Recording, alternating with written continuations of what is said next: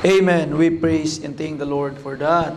Thank you sa inyong mga pag-awit, mga kaigsuunan. And I hope this evening you will prepare your heart atong iandam mga atong mga kasing-kasing para atuag yun nga matagaan o igo nga pagtagad ang pagpaminaw sa pulong sa atong Ginoo. And kindly mga igsuon, please let us refrain from anything that would disturb our services karon nga takna sa kagabion. Let us all, by God's grace and by God's guidance, mga kaigsunan, not allow the devil to disturb our services this evening. Sa walay langan, I would like to ask everybody to rise and open your Bibles with me in the book of 2 Corinthians. Ang ato ang Sunday School, mga kaigsuunan, nga series from the Bible will be halted. So ato siyang i-stop. Ang ato ang Sunday School nga verse by verse or chapter by chapter every Sunday, because we have new series of lesson every Sunday nga ato yung gikinahanglan. So, Ma'am Vio, natag na sa imo, Ma'am Vio, ang lesson. Okay? So, it is about Christian behavior. And I believe, akong gibasa ang lesson kanina, it is something that the kids really needs at an early age. Amen. So, need kaayo to nila, mga kaigsuunan, how we conduct ourselves in churches, how we behave ourselves in churches. Kay kung sa bata pa, kabalo na mag-behave sa simbahan, hinay-hinay, pagdagko, makamaon na sila, di na mawala sa ilang mga hunahuna. And, but, para dili na ito mabiyaan ang ato ang Sunday School nga lesson, because our lesson, chapter by chapter, is also very important. That's why, by God's grace, akong pang hinahinayan o pang tackle ang series of lessons, 1 Corinthians hangtod sa Revelation, kadtong mga unfamiliar parts nga wala pa kaayo nato na tackle, because most of these parts of scripture is ato na ning naistoryahan. And I believe, mga kaigsunan, you have here the exposition of those part of 2 Corinthians, but naay mga parts nga dili siya familiar. And in our Wednesday prayer meeting, or even in our Sunday afternoon, we will try to look at those things para mas mahimutang familiar sa Bible, mga kaigsunan. Gusto gyud ako akong goal, mga pinangga, that the Bible Baptist Church in Singao will be rooted in Scripture. And by the grace of God, if you are rooted in Scripture, you will be centered in Christ, and thus we will make difference sa ato ang atong community, mga kaigsuunan. So, open your Bibles with me, please, in 2 Corinthians chapter 1. And let us skip ang verses 1 down to verse 11. Verse 1 down to verse 11 in 2 Corinthians, we already have talked about this for several times. That's why I would like to bring your attention to verses 12 down to verse 24. If you are there, please say Amen. Amen. The Bible says, follow me with your eyes, for our rejoicing is this, mao niya mong kalipay, the testimony of our conscience, that in simplicity and godly sincerity, not with fleshly wisdom, but by the grace of God, we have had our conversation in the world, and more abundantly to you ward. For we write none other things unto you than what ye read or acknowledge, and I trust ye shall acknowledge even to the end. As also ye have acknowledged us in part, that we are your rejoicing, even as ye also are ours in the day of the Lord Jesus. And in this confidence I was minded to come unto you before, that ye might have a second benefit, meaning I could go twice. In verse 16, look at this. And to pass by you in Macedonia, and to come again out of Macedonia unto you, and of you to be brought on by way toward Judea. When I therefore was thus minded, did I use lightness? or the things that I purpose? Do I purpose according to the flesh? That with me there should be yea, yea, and nay, nay? But as God is true, our word toward you was not yea and nay. For the Son of God, Jesus Christ, who was preached among you by us, even by me and Silvanus and Timotheus, was not yea and nay, but in him was yea.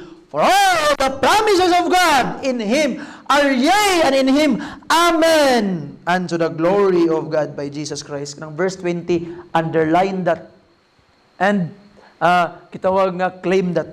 Importante kina mga kaigsunan. I hope the next time you listen to the preaching, bring pen with you so that you could write in your Bible, mga kaigsunan, you could remember verses.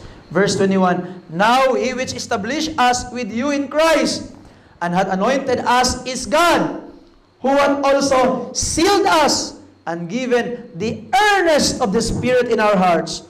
Moreover, I call God for a record upon my soul, that to spare you I came not as yet unto Corinth, not for that we have dominion over your faith, but are helpers of your joy. For by faith ye stand. Let's pray. Father God, salamat Ginoo sa imong kaayo. Ginoong Dios, tabangi imong alagad Ginoo that I could expound the Bible, that these people nga naa karon Ginoong Dios, not only they will hear words from their pastor, but they will hear the word of God through the exposition of your word Ginoong Dios. Lord, I know Ginoong Dios, we don't need the words of preacher. We need your word, Lord. That's why, Lord, I pray that you would bless and guide every preacher, every pastor that is preaching tonight.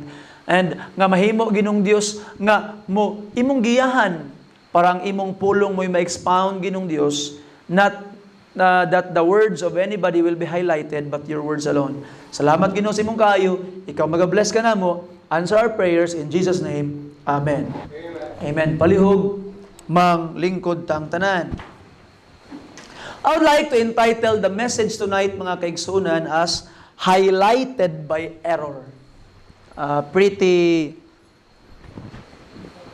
muraog ka ng pretty unusual title.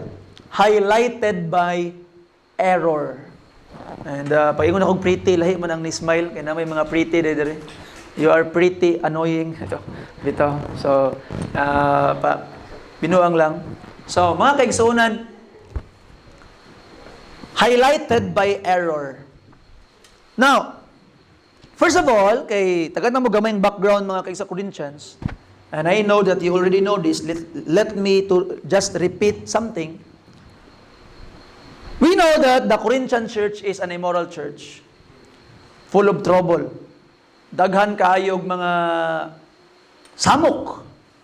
And mga pinangga nga mga kaigsunan, sometimes, often, we judge local churches nga kani nga mga simbahan dili ni tinuod, iya ni sayawa, because of some sins that are going on in the church. But listen carefully mga pinangga nga mga kaigsunan. It doesn't mean that a local church na ay sala nga nahitabo, na ay immorality nga nahitabo, it doesn't mean that that church is already of the devil. We must not judge directly because of our human observation. Okay? Because if that is the case, nga tanang simbahan nga na ay sala nga nahitabo is iya na sayawa, then ang pinaka number one nga iya sayawa ang Korinto. What happened in Corinth? In Corinth, there was immorality nga naay usa ka anak nga iyang giminyuan, iyang kabit, iyang stepmother. See? Sa Corinth, naay division, nagunay-unay, I am of Apollos, I am of Peter, I am of Cephas, blah, blah, blah. Naay division. Sa Corinth, kamulong nag-Lord's Supper, naay mga membro nga nangahubog. You see? Sa Corinth, naay mga membro na one very vital part of the message of Christianity, di sila gatuo. Kaya nga naman, naay mga nagtuo diri nga way pagkabanhaw gikan sa mga patay, which is resurrection is a very, very important part of the Christian message. Amen. You see? So sa ato pa mga pinangga nga mga kaigsunan, Corinthian church is full of problems, full of troubles. And Corinthians, mga kaigsunan, is a place where there is great trouble sa ilang simbahan. But if you would read 1 Corinthians, as we have learned from our Sunday school, mga kaigsunan, that Corinth, their people is complete in terms of spiritual gifts. You see? But they lack in spiritual fruit. Mo'y kulang sa ila. The fruit of the Spirit ang kulang sa ila, ha? Ang naa nila daghan, gift of the Spirit. And there's a big difference. And I have already discussed that. No need to talk about that anymore. Kaya mahurtong time. Na ito makita mga kaigsunan, knowing this background, nga inana di ay ang Corinth, and here comes the Apostle Paul. We know the Apostle Paul. Apostle Paul is a man of conviction. Apostle Paul is a man of commitment. Apostle Paul is ready to give his life in order to glorify the Lord Jesus Christ. Ato makita mga pinangga nga mga kaigsunan, that the Apostle Paul is someone that is very, very strong and has a great zeal for the glory of God. And now mga pinangga, this dynamic apostle, iuban nimo sa immoral Corinthians, what will happen to their mixture?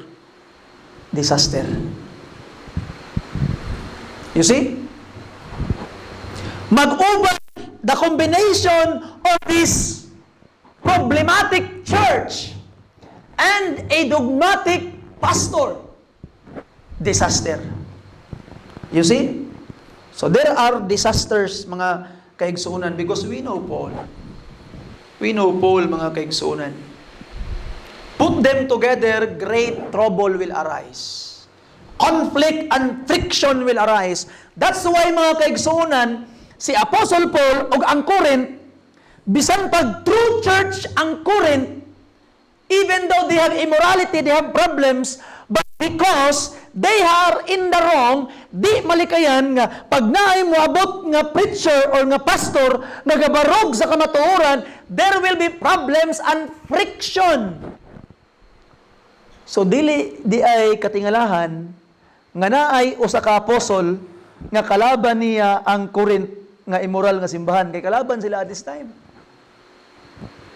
And kung imong tanawon ang pulong sa Ginoo, tanawon nimo ang di ba nagsaad siya si Apostle Paul, i-discuss niya, nagsaad siya nga moadto siya 2 times.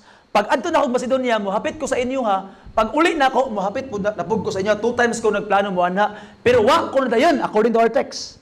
Nganong wa ko na dayon si Apostle Paul? Because verse 23, moreover I call God for a record upon my soul that to spare you I came not as yet unto Corinth. So si Apostle Paul, wala nihapit sa Corinth, bisan pag nagsaad siya nga 2 times siyang mohapit, wa salita yun, to spare them sa kasaba. To spare them, kay basin unya nga iyang makasabaan, iyang maatak, or iyang mapasakitan ang mga taga-Korinto because of their immorality. Instead of hurting them, wala na lang siya ni adto. You see that? Sa mga pinangga nga mga kaigsunan, great wisdom from the Apostle Paul. Kaya kung wadto siya aning panahon na in the heat, in the peak of their problem, pwede yung gubuta. Makasabaan muwali yun sa tinuuray. Iyag yun lang i-rebuke. And there will be a big problem and commotion og itong buhaton. That's why gipili ni Apostle Paul to spare them of great scolding. Wala lang sa nidayon sa wala sa siya niadto. You see, nag-pray sa si Apostle Paul, dala siya letter. Okay? You see? Tanaw nimong verse 1, chapter 2, but I determined this with myself, that I would not come again to you in heaviness.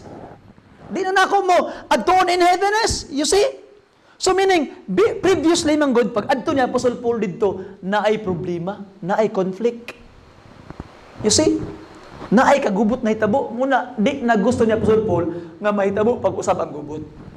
You see mga kaigsunan, sometimes, even we are all believers of Christ, mga magtotoo ni Kristo, dili kalikayan, nga naay panahon nga, mas maayo nga dili sa mag-uban para makalikay og samok. Mo nang gibuhat ni Apostle Paul. You see, there are some crazy ideas in our time today nga dapat kung puros mo Kristohano nagoy peace perminti wa away. That's wrong.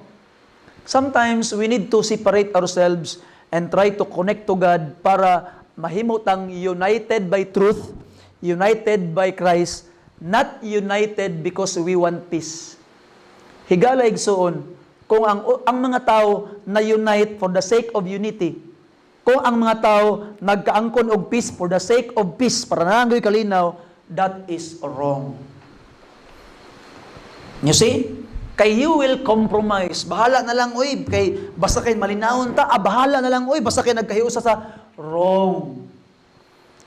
I hope with the grace of God, nga dili nato kuhaon sa atong mga hunahuna that we want peace. Why? Because we receive peace from Christ. We want unity for the sake of Christ. Sa ato pa, nagkalinaw ta nga naman, puro sa nagsunod kang Kristo, na unite ta. Why? Because Christ unites us.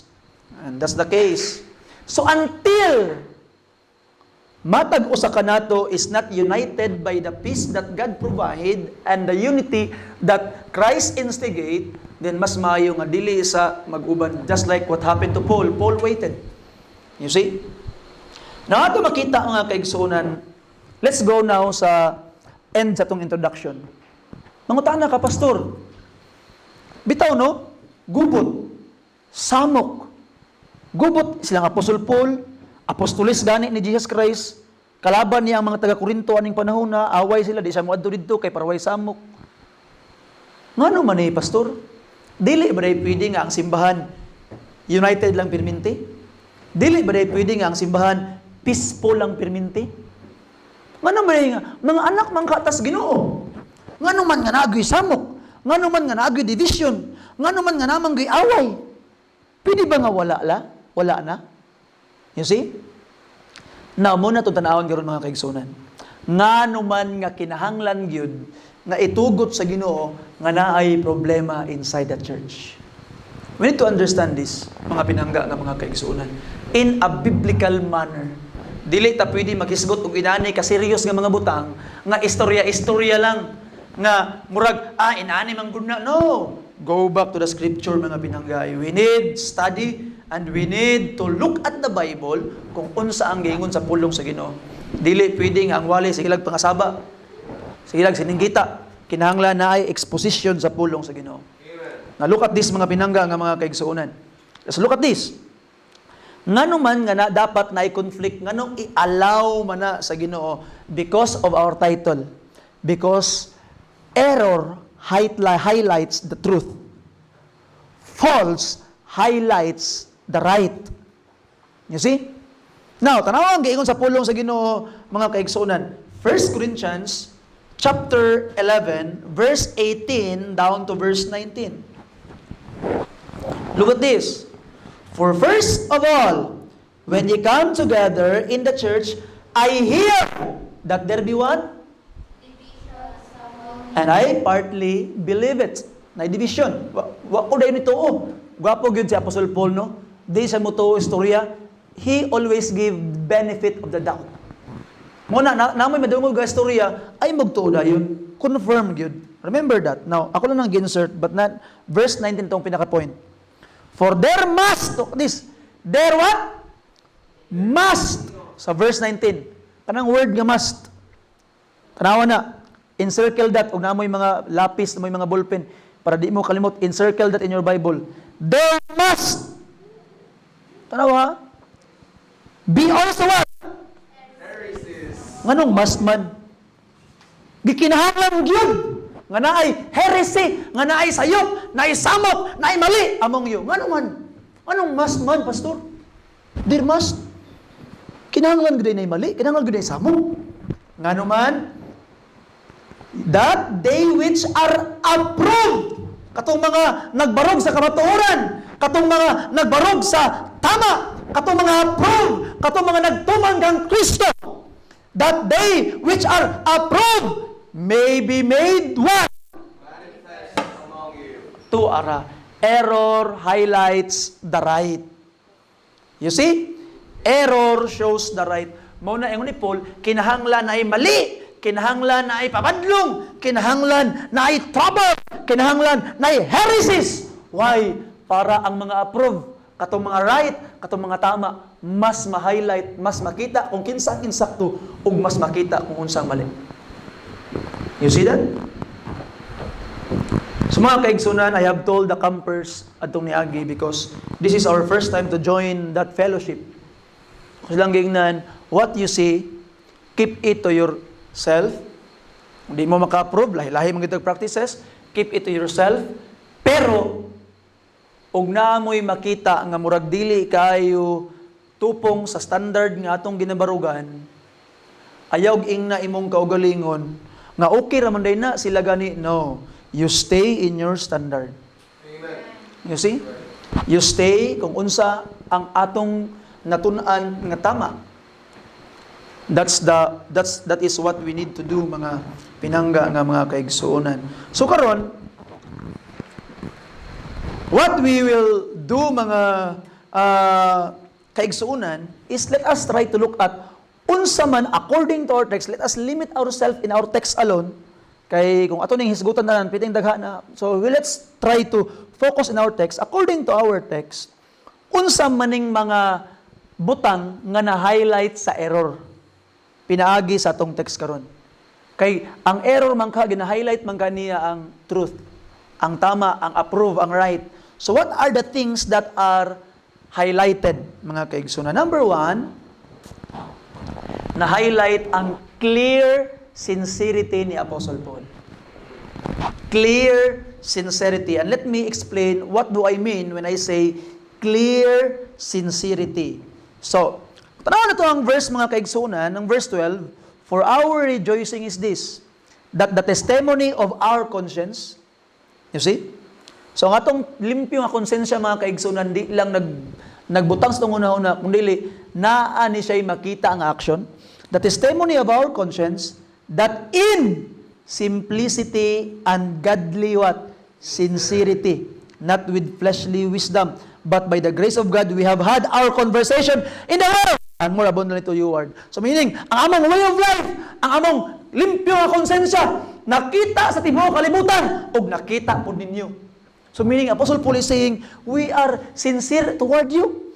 Tinuuray ning amoa. Di ni binuang-binuang, nakita ninyo ang among kasing-kasing, nga limpyo among konsensya. So mala pa ni Apostle Paul. Nakita sa tibuok kalibutan, nakita po ninyo. So mga pinangga nga mga kaigsunan. Ang mga Corinthians, na sila mga gitago-tago.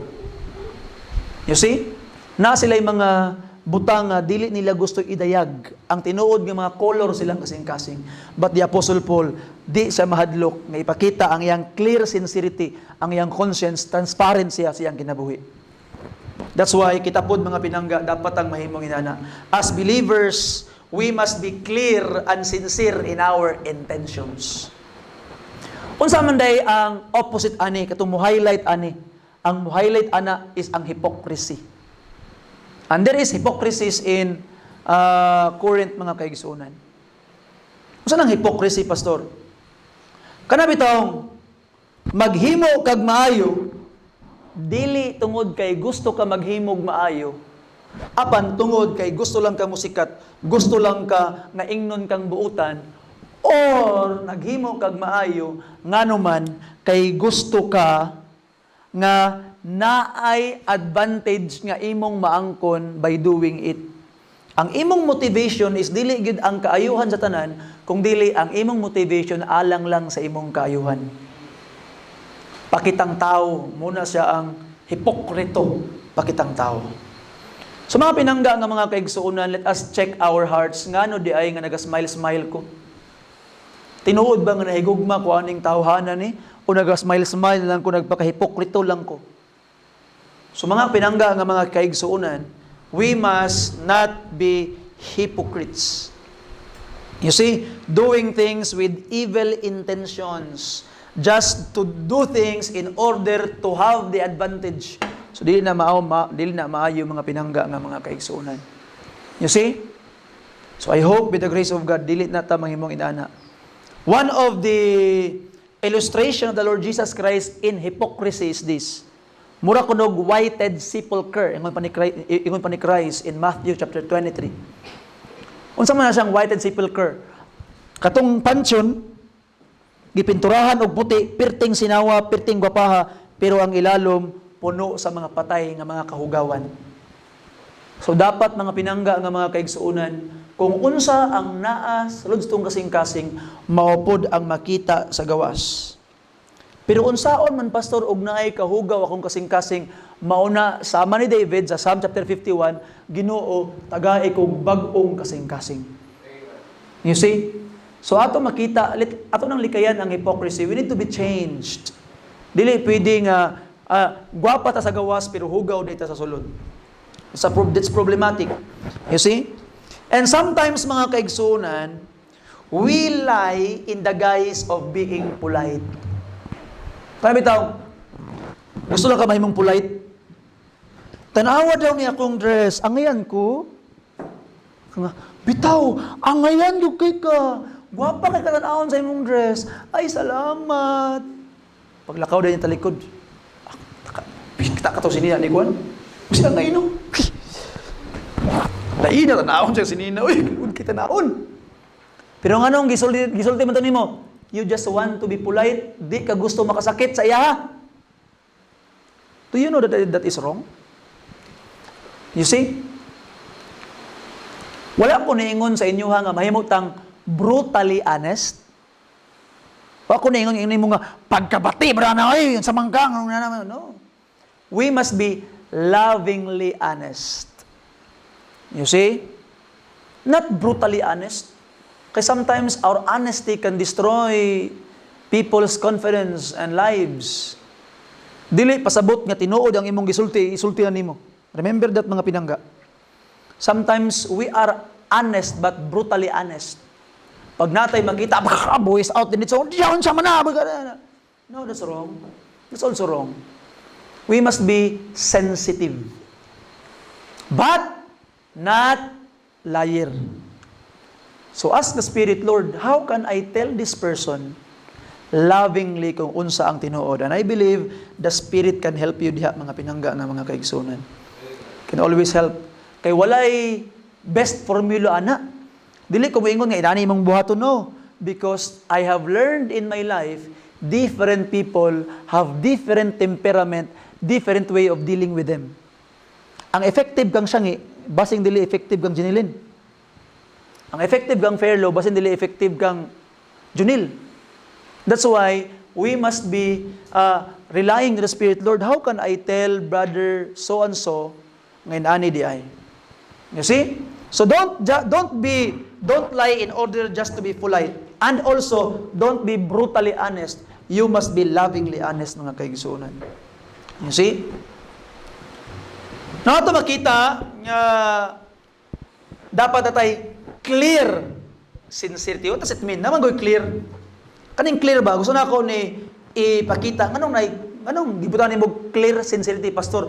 Nganong dili gitawag nga sincere na lang? Na-clear. Ano sabi ng clear? You see? Natanawa mga kaigsuonan. Ingon pang pulong sa verse 13. For we write none other things unto you than what ye read or acknowledge. And at last, ye shall acknowledge even to the end. Natanawa kaning acknowledge niya word. So, pasabot ani. Kanang read and acknowledge. Ang pasabot ani mga kaigsuonan, sometimes, magbasa ka King James Bible, you really need to widen your vocabulary and ask the Spirit nga makasabot ka. Ang pasabot niya, ingon pa ni Apostle Paul, wala ko nagsulat ninyo og mga butang nga lisod sabton. Ang akong gisulat sa inyo katong mga butang sayon ra i-acknowledge, meaning sayon ra sabton. So meaning si Apostle Paul nahimo siyang clear sa iyang communication. Di ba? So, bawal na dahil mga kaigsunan ka na bitong, nasuko ka, Wala. Okay ra ka? Okay ra. Suko ka wala. Wala lagi. Di siya maayo. You must be clear sa imong intention. You must be clear sa imong pagbati. Dapat, you must be someone that is easy to read. You see? No, ato makita, si Apostle Paul, sa diha nag-communicate niya iyang kasing-kasing sa mga katawhan, o nag-uban sa didto, nagsulat siya, clear kaayo. Meaning, dili ka maglibog kung unsa iyang pasabot. And that is the writings of the Apostle Paul. Some people say, nga lisod kuno sabton ang writings ni Paul. Yes, lisod sabton, if you are looking for hidden meanings. Mo nang giingon ni Peter nga Apostle Paul wrote and people understand this scripture to their destruction. Nga naman, they are looking for hidden meanings. Mangita ka sa Bible, magbasa kag Bible, ay napangitaan ng mga hidden meanings. Lahom mo ganing Bible good. Tungod sa kalahom sa Bible, na mga meaning na dito makita. No! It is written for you to easily understand it. That's why, do not be afraid to mention the obvious kung magbasa kag Bible. Clear, klaro na ni Paul. Dili na siya ingon nga na mga hidden meaning. Dili lisod sabto ng pulong sa Ginoo. And of course, we have the greatest teacher in us. Mao na nga ato yung masabtan mga pinangga nga mga kaigsuonan. So Apostle Paul was clear. Klaro ang iyang communication mga kaigsuonan. You see, Paul was clear in his dealings. Clear sa iyahang mga pagpakita sa iyang pagkatinuuray mga pinangga, mga kaigsuonan. You see? Na ato makitaan nga verse 14, look at this. As also ye have acknowledged us in part, that we are your rejoicing, even as ye also ours in the what? Day of the Lord. So mga kaigsunan, dapat ang ato ang pagpakigdil sa mga tao, dili hipokrito, dapat tinuuray, dapat klaro ug sincere. Nganuman, kanang dili ka mahadlok, nga madiscover ang imong tinuod nga intention through time.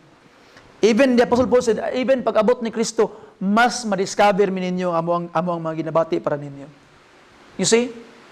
Ayaw nang, basing mahibawaan niya akong tinuod nga intention ba, basing malain niya sa kuha. No. From the very beginning, show and be clear with your intention, with your plan, mga pinangga. Kay kung gusto ka sabton, kinahanglan, tarunga pog pagpasabot imong kaugalingon. There is sincerity. Now, kanang sincerity nga word nga gigamit ni Paul, mga kaigsuonan, that is actually from the Latin word, sincera. And this is Latin word, sincera. And don't forget that the Bible is Greek. But na-influence ang sincera. Because remember, that is the time of Roman occupation. Ang ilahang pagsulat ni Apostle Paul ni ini. Nato makita, ang kanang sincera, mga kaigsuonan, ang background na nga word, inani. Sa una, na mga craftsmen, nga maghimo sila og mga statua, nga panghimong design didto sa ilang mga garden. Unya, through time na mga buak, mga lagom na, ang ginabuhat sa mga badlungon nga mga craftsmen, katong mga liki, butangan nila og clay. Clay, ilang anaon, pagapuhan nila. Gwapo kita naon, pero deep inside na ay mga crack, na ay mga liki, na ay mga lagom. Unya, ilang ibaligya dito sa palengke, nga ang presyo, murag brand new. Affected ang mga uban nga mga mamaligya ay. Kay grabe ang ilang effort, and sometimes pabaratuhan pa gito, siyempre, repair na, mas barato. Katong mga mahal, nga tinuuray ilang pagbaligya, di, mahalinan. Muna ilang gibutang dito sa ilahang sincera. Katong mga tarong nga mga maligya ay, ilang gibutang ilang baligya, sincera. Sabi niya na, without clay. Walay tapak. So, ang sincerity, mga kaigsuonan di ay, ang pasabot di ay, wala tay ginatago. So, ang tinuod nga Kristohanon, mga Kristohanon nga walay ginatago.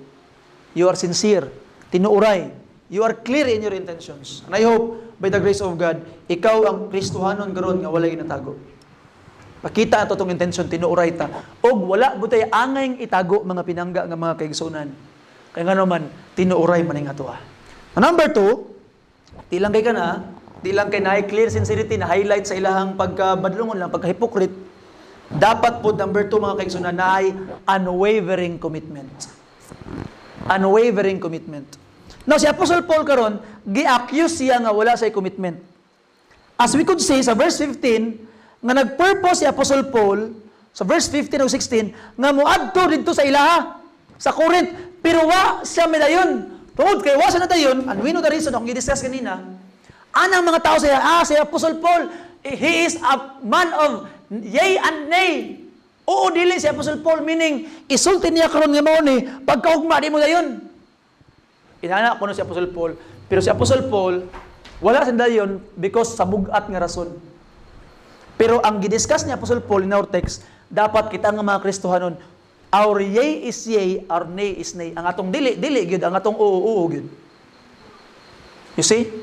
Now, ato makita mga kaigsunan, kung ang imong yes is yes gyud, ang imong no is no gyud, it shows that you have unwavering commitment to your word, o ang imong utok, imong kasing-kasing stable.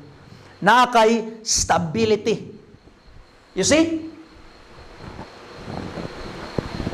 Kaning mga taong way stability, panalitan, Brad, uban ka? Yes, pastor, uban ko, pastor. Pagkaugma, uwa ni dayon. Way batasan. You see? Kung saman, naa ako, pastor. Pag abot sa panahon, uwa ni adto.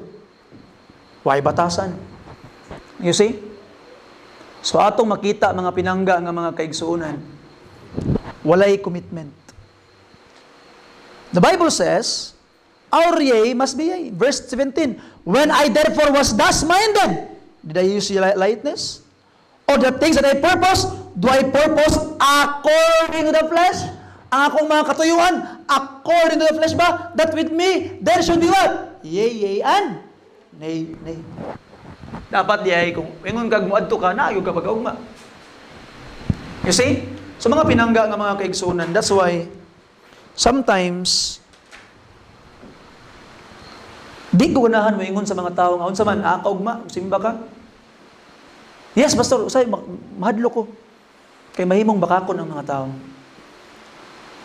You see?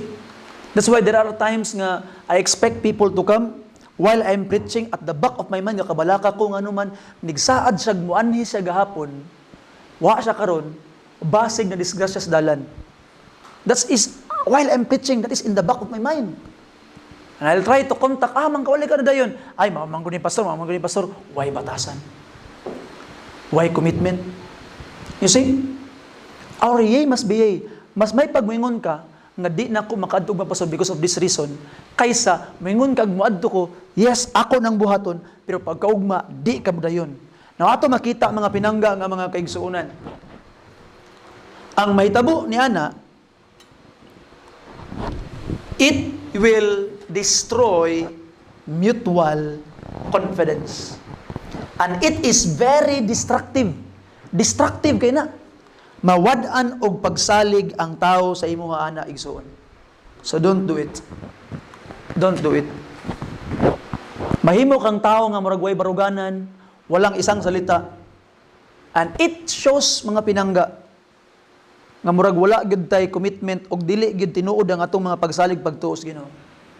Especially when we promise to do something for God, nga di nato idayon.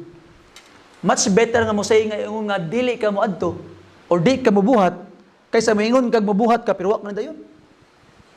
You see that? So always put that in your mind mga kaigsunan. It's very very important. Nga ato nang ibutang sa mga una-una. It destroys mutual confidence.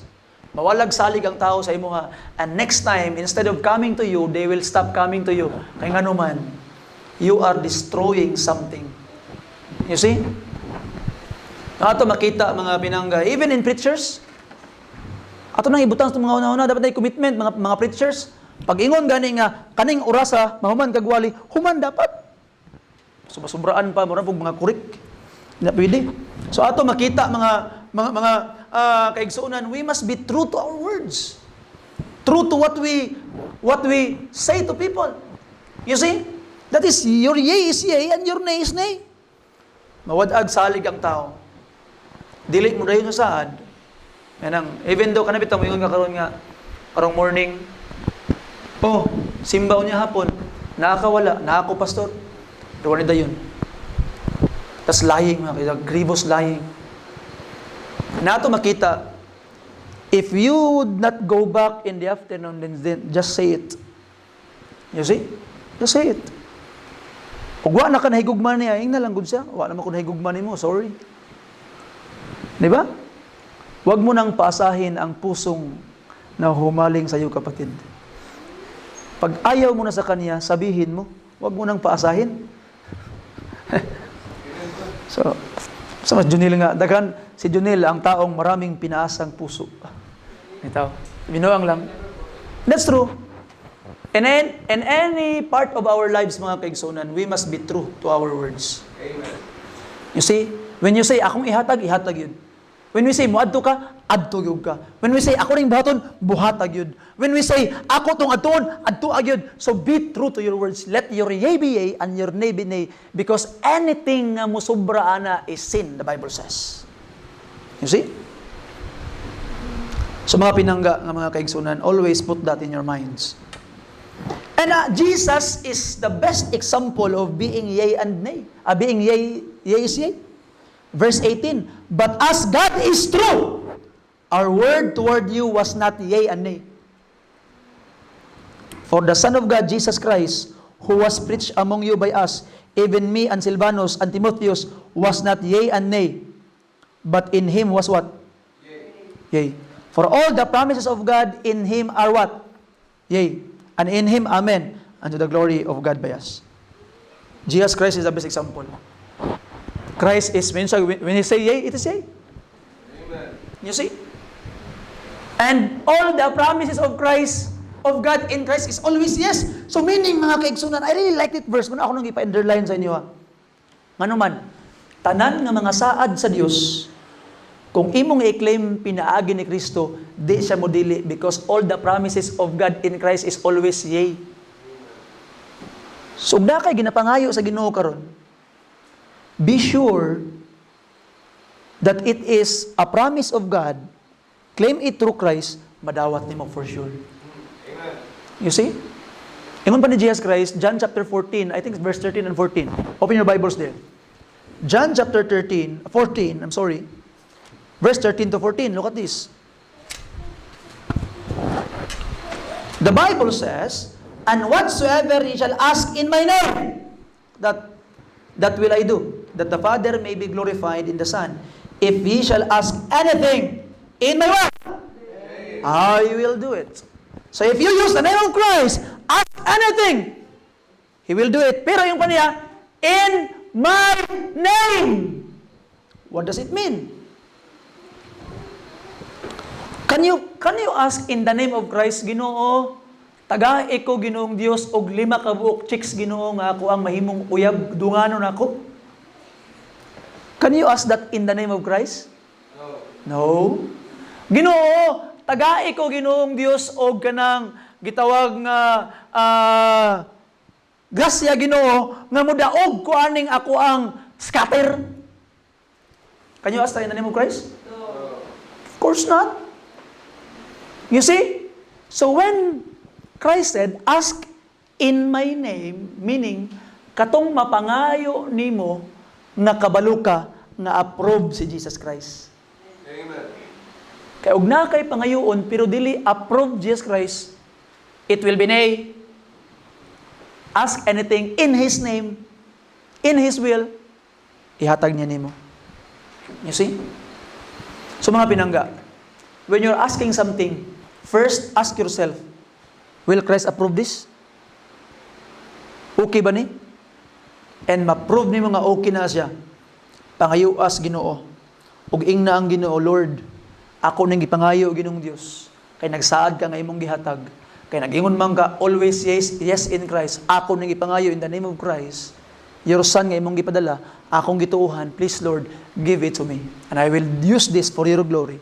ihatag na niya nimo. You see? So ato makitaan, we must be committed mga pinangga. Kung unsa tong gisulti, it must be yay, yay. Nay, nay. Wala nay, nay and yay and nay. You see? So put that in your mind mga pinangga nga mga kaigsunan. Kung naka-oo na ka, bisan pag unsang nakababag, paningkamutan gud nimo nga tumano nimo imong gisulti. Unless sama ni Apostol Paul naka-oo na siya moadto ko sa inyong ikaduha, pero wa siya ni dayon. Nganuman naa say insakto og bugat nga rason. You see? Kung ang imong reason nga di ka mo dayon is dili insakto dili bugat, pagpuyo kay makasala kas Ginoo. You see? Pastor, mabalik kong simbahan unya hapon, pastor. Wala dayon. Brad, ngano mang wa ka na kadayon, Brad? Ay, nakatulog mangugo. Way batasan. Tulgan na nimong Ginoo. Pa man batasan ang inana. You see? Saan ba? Ano ba ka balik? Kapoy manggugoy. Wa gyapon batasan. Unsa kag nayon Jesus Christ ba? Ngano man ka nagbalansa sa cross, Ginoo? Ay, na-hurt manggugo sa nails. Kawa Jesus Christ. Di ko kay sakit kay kamot. Higala igsoon nag-anto siya para nimo nya di ka mo honor niya kay kapuy ka pagpuyo. You see? It's something insults tong Ginoo. There are a lot of times we insult the Lord Jesus Christ and we need to stop it mga pinangga. Do not insult your Savior.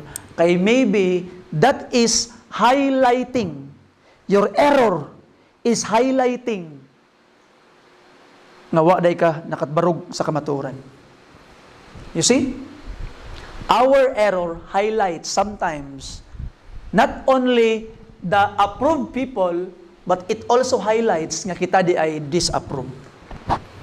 You see? Wala man ko nag-ingon nga maghimo tag maayo para maluwas, pero ang mga tao nga tinuod luwas gahimo ginag maayo. I hope you understand that. Number 3, and lastly mga kaigsunan, you are willing to humble down yourself and work together with people. You see? Mga pinangga, there are times that I am very strict. There are times that I am trying to be lenient. Nganuman, I am trying to ask wisdom sa Ginoo. Nawang gayon sa Apostle Paul gani, verse 24. Tanawa niya. Very, very important. I hope imo ning makita. Samot na katong mga katawhan diri nga magpastor. I believe na itawgon sa Ginoo magpastor diri. Nadagdaghang mga tao pa dili-dili. Na storya mi ni Pastor Edgar Sola. Iya ko nung anak sa una, nak, magpastor ka, nak, di ko bala na. Pero karon, sumala pa ni Pastor Edgar, yang anak daw, niingon, pa, magpastor ko. Wow. Na magpastor diri, mga nagpadili-dili karon diri, magpastor ni sila. You see? And I hope you will love the work of God. Now, look at this verse 24. Di ba, kay sa verse 23, niyon sa Apostle Paul, nga di ko mudayog adto sa inyo. Ay nga naman, I will spare you, nga kasabaan ta mo, I will spare you, kay basin niyag kapiso mo. Now, ang verse 24. Not for that we have what? Look at this, but are what? Helpers of your joy. For by faith is stand. Meaning, not that we have dominion. Meaning, Apostle Paul is saying, nga dili tamo pugson nga mutuman. I have, even he is an apostle, I don't have dominion over your faith.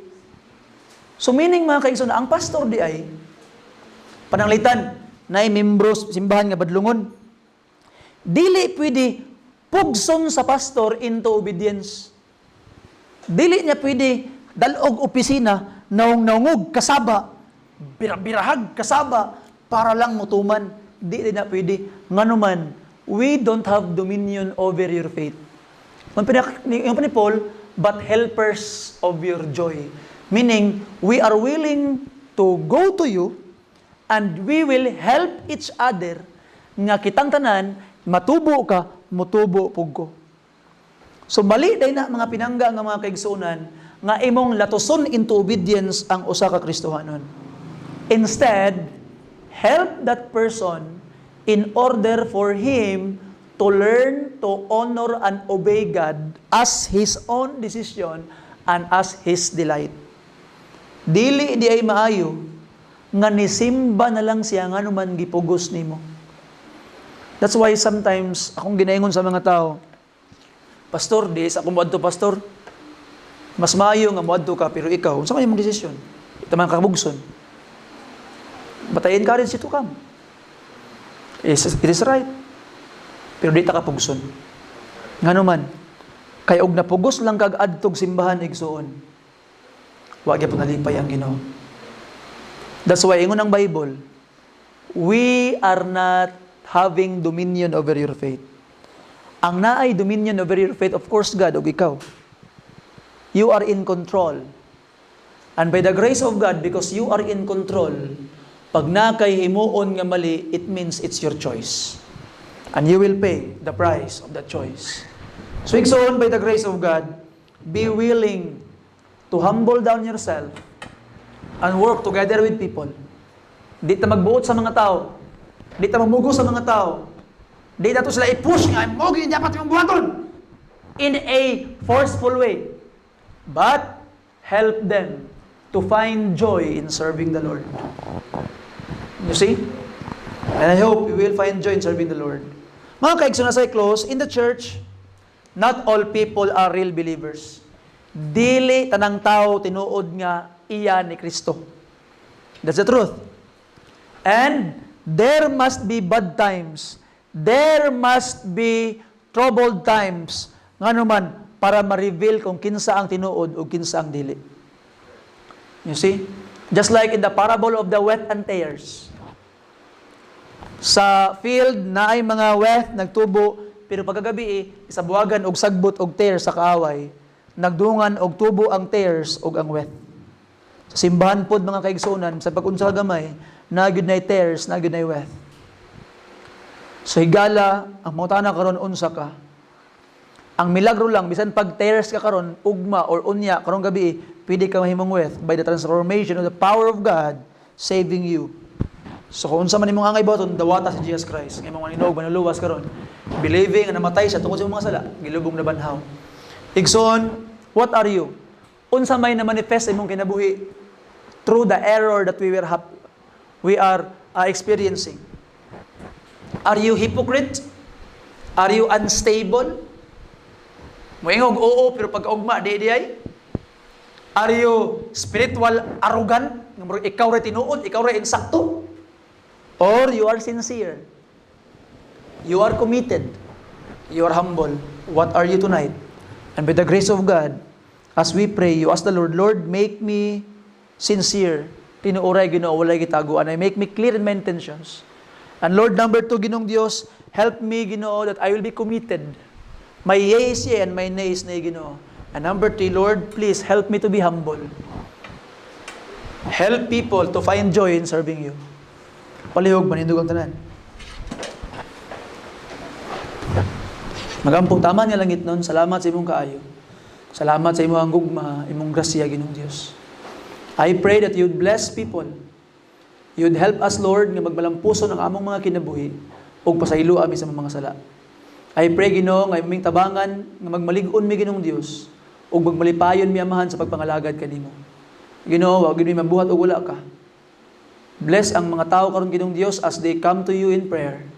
Their desire, Lord, hallow it, Ginoong Dios. Bless it, Lord, nga mahimo, Ginoong Dios, nga maangko nila lang desire that would glorify and magnify your name. And Lord, if our desire is wrong, not something we can ask in your name, and I pray, Lord, Ginoo, please, as we pray, change our hearts that we will have sanctified desires. Bless these people as we separate our ways tonight. Bless our prayers in Jesus' name. Amen. Look for a place or a partner ngayong makauban sa pag-ampo, mga kaigsuunan. And afterwards, akong gihangyo si Brother Fairlo to close this prayer meeting pinaagi sa usa ka pag-ampo. Thank you and God bless you.